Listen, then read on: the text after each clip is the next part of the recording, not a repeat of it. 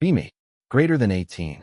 Senior year in high school. Everyone buzzing about prom, graduation, parties, and last memories. I wasn't into the chaos, spent breaks wandering hallways, hiding from noise, finding quiet corners. One afternoon I stepped into the library, expecting silence, and saw her instantly.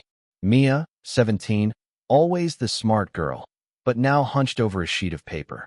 She wrote furiously, eyes sharp, like every word carried the weight of her life. I walked closer, curious, asked softly, "What are you working on?" She jumped, startled, then exhaled slow, eyes meeting mine with hesitation. "It's a letter," she whispered, "but not for anyone, just for myself." She covered the page with her hand, guarding it like a secret too fragile. "I don't want anyone to read this," she added, quieter, almost pleading. And I realized instantly, there was more to Mia than anyone had ever seen. The next few days she avoided me, slipping past quickly, eyes darting in hallways. But every time our gazes met, there was something there, like she was testing me. A silent question lived in her stare. "Do you actually want to know me?" I couldn't stop thinking about it, her words replaying every night as I lay awake. Finally, a week later, I found her again in the library, same corner seat. Except this time, the page wasn't hidden. She placed it on the desk deliberately. Her eyes locked on mine, voice steady but fragile. "If you read this, everything changes." My heart pounded as I picked up the paper, scanning the messy handwriting. Her fears spilled out, feeling hollow inside, terrified of being nothing beyond good grades. I closed the page, looked at her, whispered, "I see you. I'm not walking away." Her shoulders trembled, then relaxed, and a faint smile cracked through her defenses. And in that fragile moment, she let me into a place no one else had. After that day, something shifted. Mia and I weren't just classmates passing in halls. We started meeting after school in the library, hidden away from everyone else. She'd write quietly, pen racing across paper, while I sat nearby pretending to study. Sometimes she'd glance up, catch me staring, and smirk softly before going back to writing. The silence between us wasn't empty anymore. It buzzed with meaning, something alive. I wanted to ask her about the letters, but didn't want to push too hard. Instead, I let her share at her pace, one fragment of truth at a time. Each line she revealed felt like peeling back layers no one else knew existed. One afternoon she sighed, slid a folded page across the desk toward me. "This one's about being scared of graduation," she admitted, voice barely above a whisper. I read it slowly, words trembling with fear of being forgotten once school ended. I looked at her and said, "You'll never disappear to me, not ever." A week before graduation, the library felt heavier, like time was running out for us. Mia showed up late, clutching another page, her hands shaking as she sat down. She pushed it toward me, eyes locked on mine. "This one, it's about the future."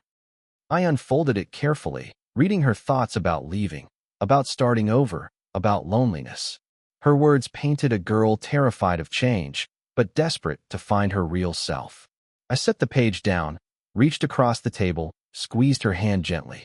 "Then let me be part of that future," I whispered, heart racing, palms sweating. She blinked, stunned, then smiled faintly, her grip tightening around mine. The air between us shifted. It wasn't just letters anymore, it was connection. From that day forward, we weren't just hiding in the library, we were choosing it.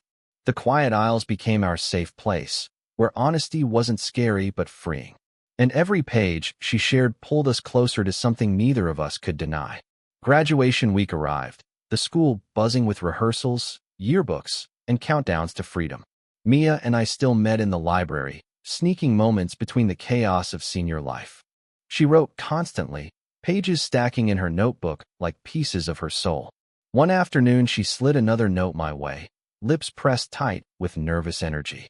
"This one's different," she whispered. "It's about how people only see the surface." I read quietly.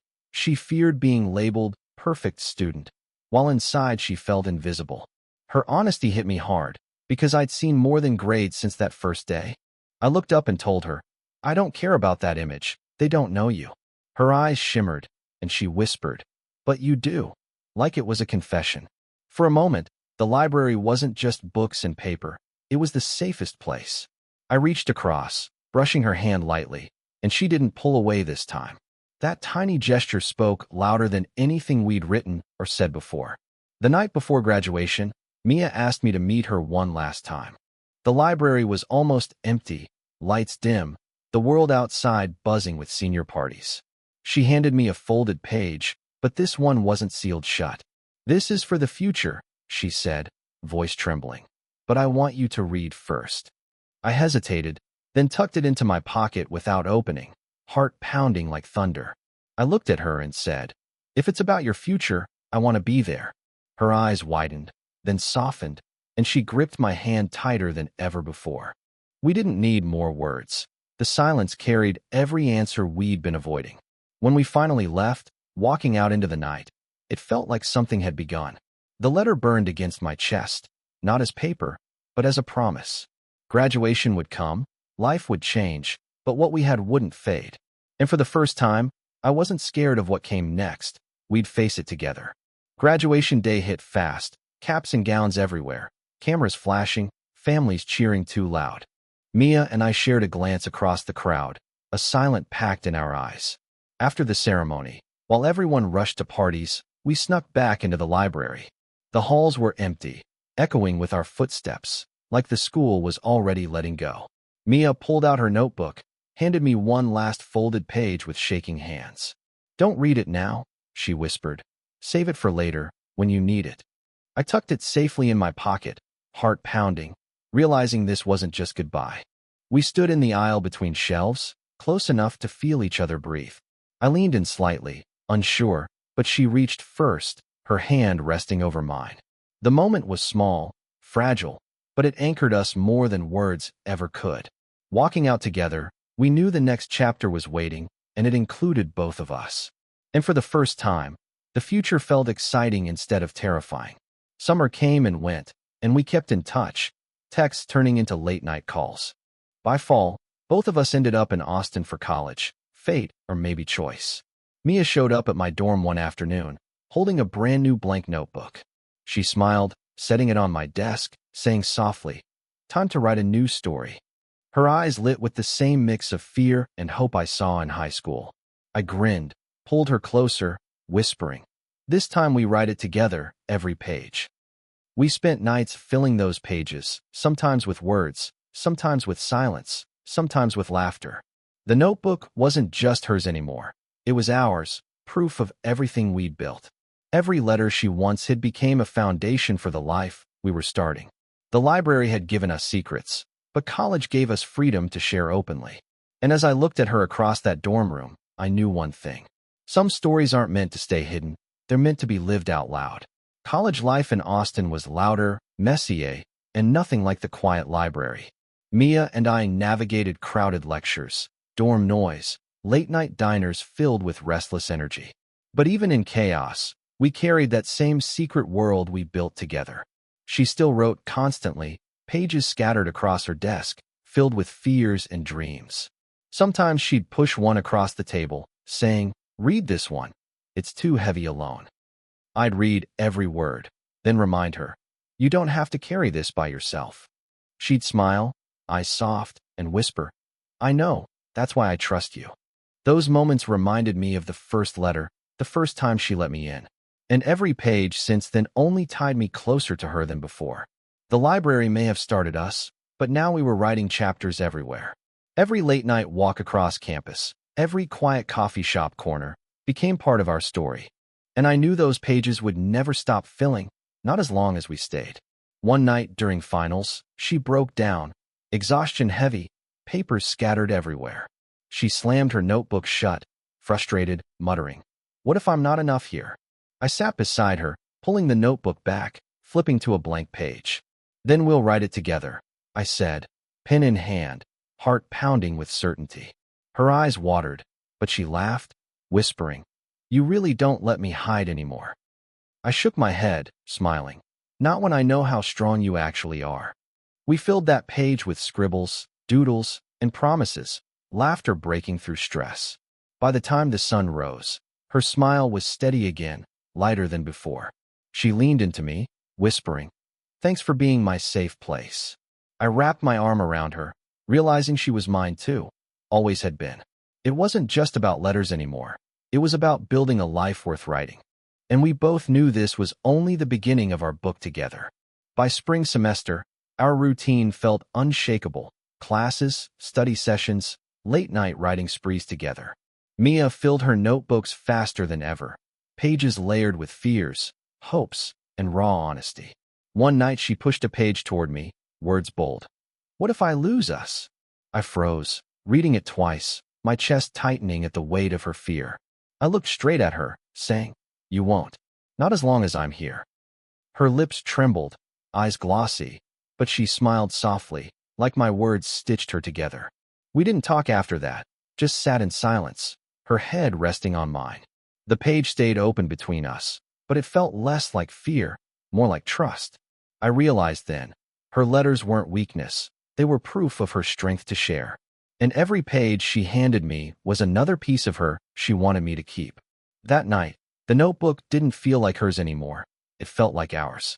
And I swore I'd never let her feel alone in those words again. Summer came fast, heat thick in Austin, but we still found quiet corners together. Sometimes at coffee shops, sometimes under trees, sometimes just sprawled across dorm room floors. Mia carried a new notebook everywhere, pages filling with quicker, brighter words than before. She laughed more, her handwriting looser, margins filled with doodles of our inside jokes. One afternoon she scribbled something, tore the page out, shoved it into my hand. I opened it to see. "You're not just part of my story, you are my story."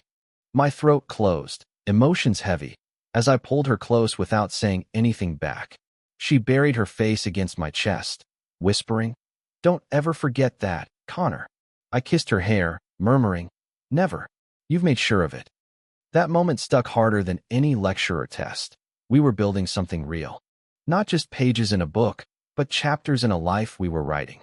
And every word she penned became another reason I knew I'd chosen right. By sophomore year, life got harder. New classes, longer hours, part-time jobs wearing us down.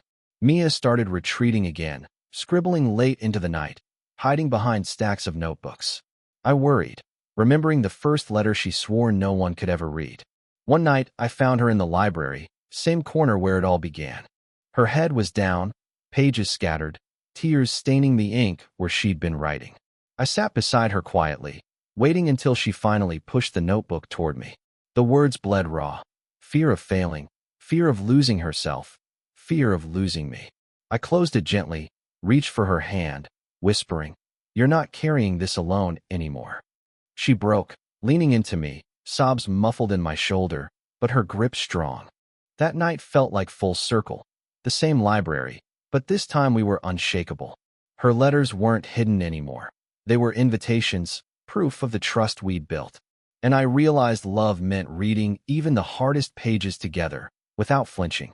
From then on, her notebooks became less about fear and more about hope. She wrote about plans, trips we wanted, even silly bucket list dreams for us.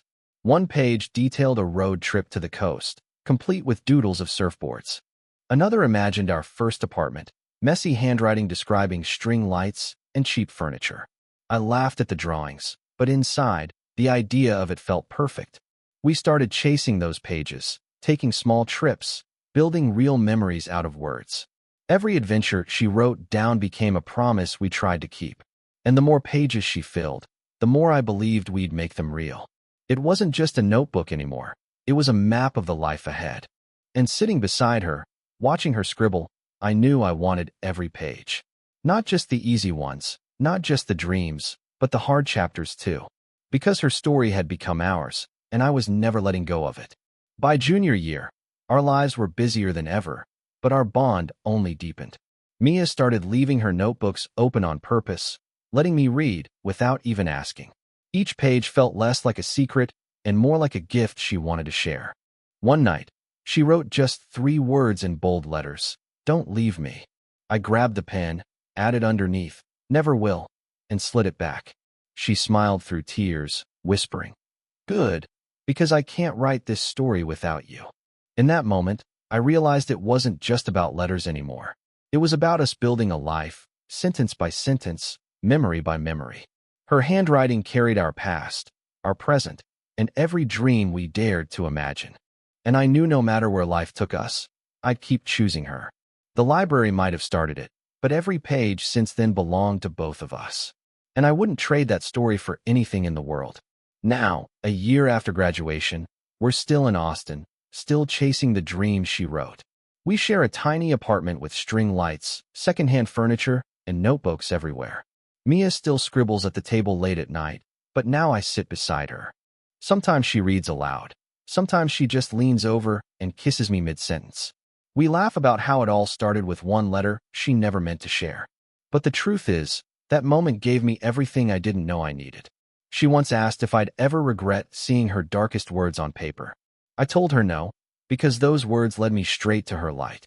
Every page since has been proof that love isn't perfect, but it's real. And real is better than anything I could have imagined back in that library. So what about you? Would you have read that letter or walked away? Drop your thoughts in the comments. And don't forget to like and subscribe for more stories.